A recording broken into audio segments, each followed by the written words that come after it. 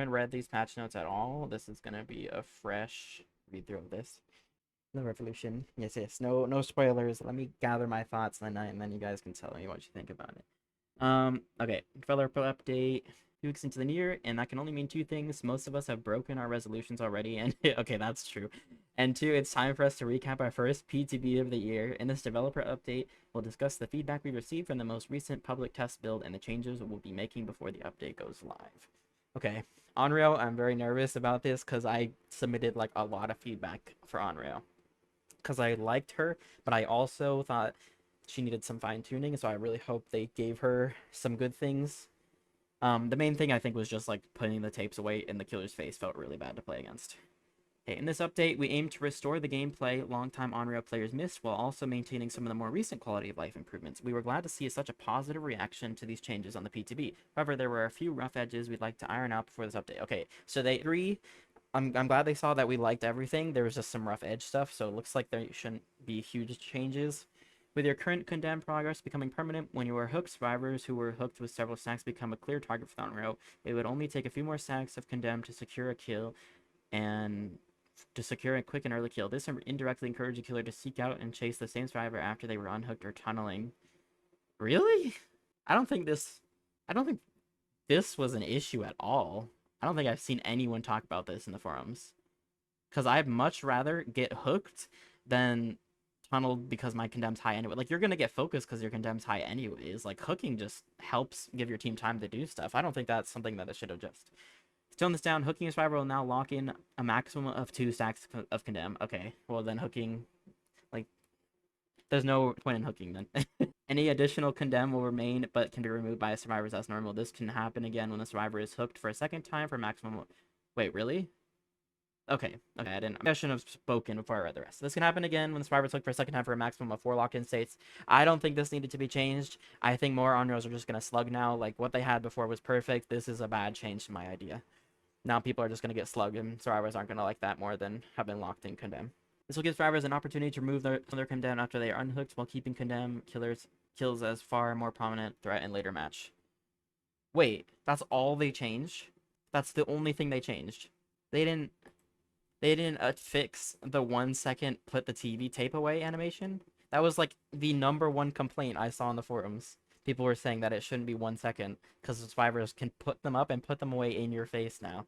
So they basically just, I don't even know if this is a nerf because most people are just gonna slug you anyways now. But this isn't a good change. This is a bad change. MMO. This is useless. They're just gonna slug now, and now it's gonna be a lot harder. I don't know. Got a lot of articles to read for work, so I'll be here, but partially AFK. Okay, no worries. I think this change will just make people play Onryo like we play it right now. Basically, it makes no sense to. Yeah, I don't know. This was a bad change. Oh wait, no, there's stuff here. There's stuff here. Okay, sorry. For some reason, I scrolled down and I don't know. I missed this part. One of the awkward playstyles we wanted to address with this update was the update was a dominant strategy of teleporting as much as possible to quickly spread condemn. We had hoped that limiting the range of condemn to power TVs would address this and allow us to remove the projection cooldown. However, some craft counter players discovered that they could intentionally teleport to the wrong TVs first. That was like a smart thing to do. Why is that bad? The survivors can just turn off the TV near them by grabbing a tape. Like, that was the counterplay. I think that was a perfect strategy because the survivors had plenty of counterplay too. However, some crafty honor players discovered they could intentionally teleport the wrong TVs first in order to spread more than 1 second condemned to survivors near heading towards powered one. Clever. We've read a lot of positive comments saying that she feels better to play without a condemn on teleporting, so we do not want to bring it back. Instead, we have made the following change. Power meter recharges over the course of 10 seconds. If the power meter is full, projection will inflict 1 stack of condemn to any survivor near power TV and empty the power meter. If the power meter is not full, projecting will not inflict condemn and the power meter will not. So she's just trash now, basically. That was like the only way you could reliably build up condemn equal to what it was or what it is in the current state by teleporting to another TV. And now when you do that, the survivors have 10 seconds of reaction time to see that they gained a stack from the turned on TV near their gen. They get a 10-second window to go and grab the tape to turn off the TV, which they can probably finish the gen in that 10 seconds and then get out of the range. Like, why are we giving survivors more reaction time to something that should already preemptively be doing? That part makes no sense to me. I don't like that. That was what the original suggestion was. I think 10 seconds is ridiculous though. 9 Do you really think 90% of survivors have time to turn off TVs? They have to do gens in 30 seconds. Yeah, you're right. Yep, that's what I'm saying though. They're not going to turn off the TV. They're going to wait that 10-second period, finish the gen, and then run away from it. Like, it's just giving survivors more time to do gens and punishing Onryo even more. This is literally just a list of 2 Onryo nerfs from the PTB, which make no sense to me because she was already nerfed a lot, and I thought she was in a good state. I don't know. Maybe it'll be fine. I'll obviously do my own testing, but from what I'm looking at, it looks really bad. Move around the map freely so long as there are power TVs to protect you, but prevent quickly condemn by repeatedly teleporting. I don't know. Maybe 5 seconds would have been fine. 10 is just not good because I hated that. The Blight received a bunch of add-on changes during the PTB. After watching them closely and reviewing feedback, we've identified a few troublemaking add-ons which we'd like to address before the update. This PTB, the add-on increases the Blight's turn rate 33% for consecutive rush. This effect ended up being stronger than we liked and made rushes very difficult for riders to avoid. Reduced the turn rate bonus to 11% per rush. We've also reduced the required rush distance to 3 meters. This effect can stack up to okay, that's fine. So 33% at max. I think that's fair. BTB add-on gave the Blight an endless supply of rushes in exchange for putting his power on cooldown after a successful rush attack. It turned out the downside was not enough to keep this add-on under control, so we've made a few adjustments. A rush attack successful or missed, failing to slam, or breaking a pallet with iridescent Blight tag equipped will now cause the Blight's power to be put on cooldown for 20 seconds. Okay.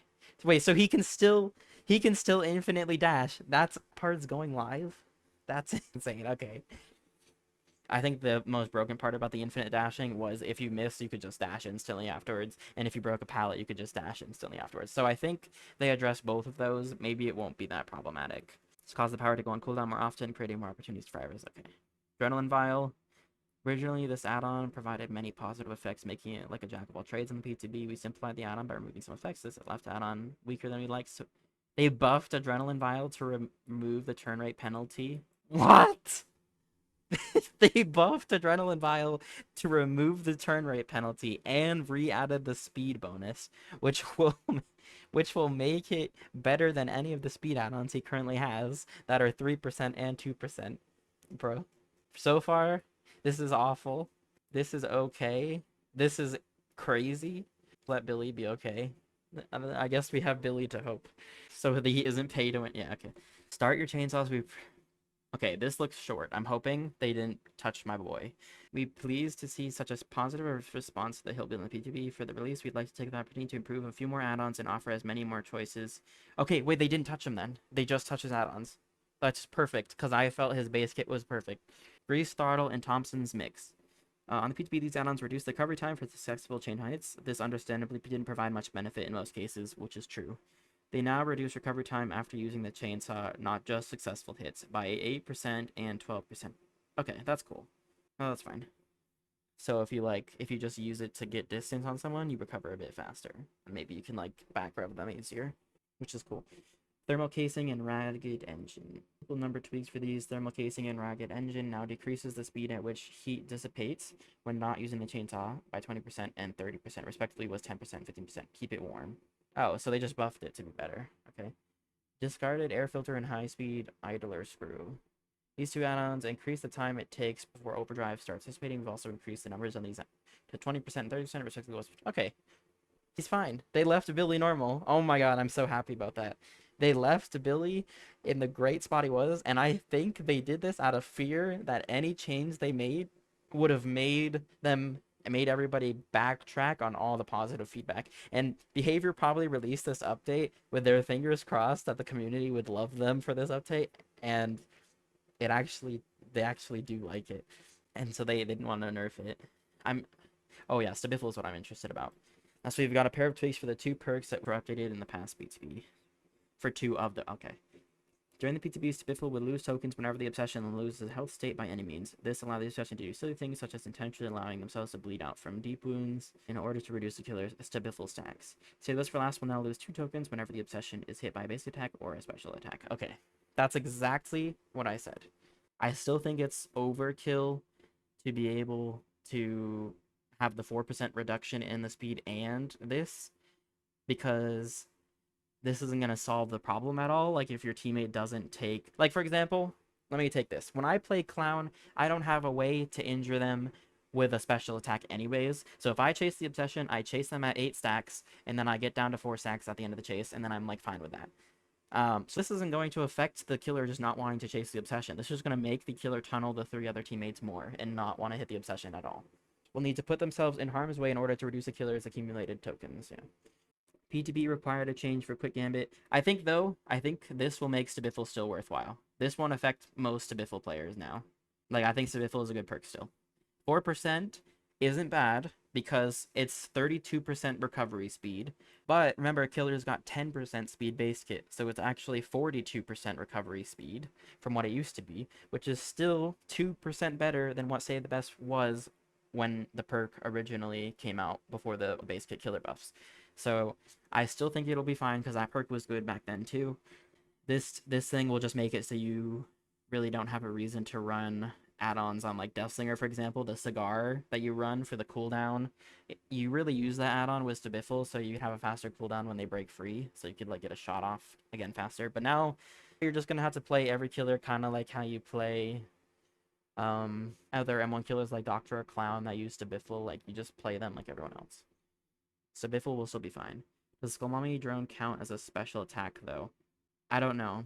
That's something we'll have to test. Because I would assume not, because of the fact that Trapper putting someone into a trap and he picks them up probably only counts for 1 stack lost, right? It depends. To be featured a change for Quick Gambit, which increased its effective range and simultaneously lowered the repair speed bonus. Then he felt if this lowered repair speed bonus was not worth it, the added potential risk of the leading killer to your repairing teammates. Therefore, we reverted the repair bonus. It's still bad. It's still bad. Basically, still bad. Before we leave off, we wanted to try something new. The watch list. Okay, if this is what I think it is, hi Park. A watch list is like they're telling us what's on their future radar, and so I kind of want to see that. Or like they're watching to see what feels better for that killer. Okay, wait, there's a watch list for Onryo, so that means they might give her some love. Okay. Wanted to try something new. The watch list. We do our best to make informed decisions with each update. Sometimes we need to take a closer look and see how something plays out in a real setting before we commit to making changes. However, we don't want to leave you in the dark in the meantime. This is where the watch list comes in. The items on this list are things we'll be keeping an extra close eye on once the update goes live, before determining if further changes are necessary. So these changes that they made today aren't final. That's good to see, because that means things will happen. They will buff or nerf, whatever. So if Blight's tag add-on is still OP, they can change it. If Onryo still feels really bad, they can change it. We'll see. I think Onryo is going to feel pretty bad because you basically just removed, well, I don't know. You removed the one thing that made her somewhat still viable, was being able to apply multiple stacks of Condemn. And funny thing is, the devs even went and said, oh my god, you found something clever, so you're doing something smart, we're gonna remove it. Found something, you actually used your brain on Onryo, no, we're gonna remove that part where you have to use your brain. Okay. Please note, just because something is featured on this list does not guarantee that it will be changed. Likewise, this is not a list of, not on this list are also subject to change as needed. The purpose of this list is to provide more visibility on what we're monitoring and acknowledge the feedback we're given. Okay. I knew this was going to be a topic. Grim Embrace and Deadman Switch. This perk combo was reported to be potentially problematic on the PTB. When Grim Embrace activates, survivors are forced to stop repairing the generators, causing Deadman Switch to activate and block the generator for an even longer period of time. This gives killers a consistent way to activate Deadman Switch on all generators and take advantage of nearly the entire duration. That's not true. It doesn't activate them on all generators. It only activates it on the ones they're working on.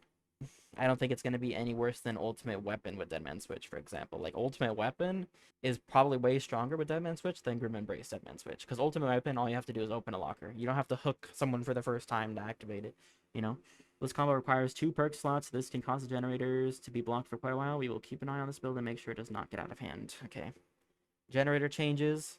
Generators are at the core of every trial, so any changes we make to them must be monitored closely. Unfortunately, due to an error, this system was temporarily disabled when the PTB went live. What? Wait, so that means it wasn't tested? Limiting the amount of feedback we were able to collect. We'd like it to gather more info on how this system plays out in real matches before. So they're bringing a system that wasn't tested into the live thing because of a bug. basically. The regression event system is not intended to impact a typical match, but instead to help bring an end to excessively long stalemates. We've received some concerns that the system may, in fact, impact matches where several regression perks are used at once. This didn't seem to happen often on the PTB, but it's possible this may be more common on the live. Yeah, I think. Oh my god, my head fucking went to sleep. My headset went to sleep, or did it die? I can't tell. Now I'm worried. You know, plug it in just in case. Hello, can you hear me? Okay. The regression event system, yeah. I think they just need to make it so it works on the 3 closest generators, this system, and doesn't affect like other gens. That way you can surge a gen multiple times. Because if a survivor team is letting you surge a gen multiple times, then that's their mistake. I don't know. I feel like that's on the survivors. Okay, Onryo has gone through quite a few changes lately, and that can make it difficult to predict where she'll fall in terms of strength. We feel pretty confident with this version, but no, you shouldn't. But we will be watching carefully to see any dominant strategies or shortcomings emerge and reassess as needed. So there's no point in submitting my thoughts or whatever in the DBD forums, because they're not going to look at it till it goes live, because they don't think you can give an opinion on it until it's been tested, which I believe is fair. But I don't know. I feel like we can already tell that this isn't going to be the best. Hillbilly has a lot of potential, but a steep learning curve. A good Hillbilly can be scary as is, but the overdrive mechanic can make them even scarier. It may take some time for Hillbilly players to get used to the way the chainsaw controls during overdrive and manage their heat effectively. We will continue to watch the Hillbilly as players master the chainsaw or shake off the rust to determine if some fine-tuning is needed down the line. We've reached the end. It'll go live the 30th. Okay. I'm super excited about Hillbilly coming out. I don't really care about Blight's add-ons. I don't know why they buffed Adrenaline Vial. Onryo, kind of sad. Kind of sad about that, because I still thought she was pretty weak. I think I would have been fine with this change if they made the TV tapes inserting time back to 2 seconds. Because now, not only do survivors get extra time to do gens, they also can just put the tape away in your face, which is going to make it still extremely safe for survivors to hold on to tapes. So, I don't know. I don't know. We'll see. I think this left me in a neutral spot. I don't really have any ups or downs. There's too many good things and too many bad things that it's kind of like I don't really know how to feel. But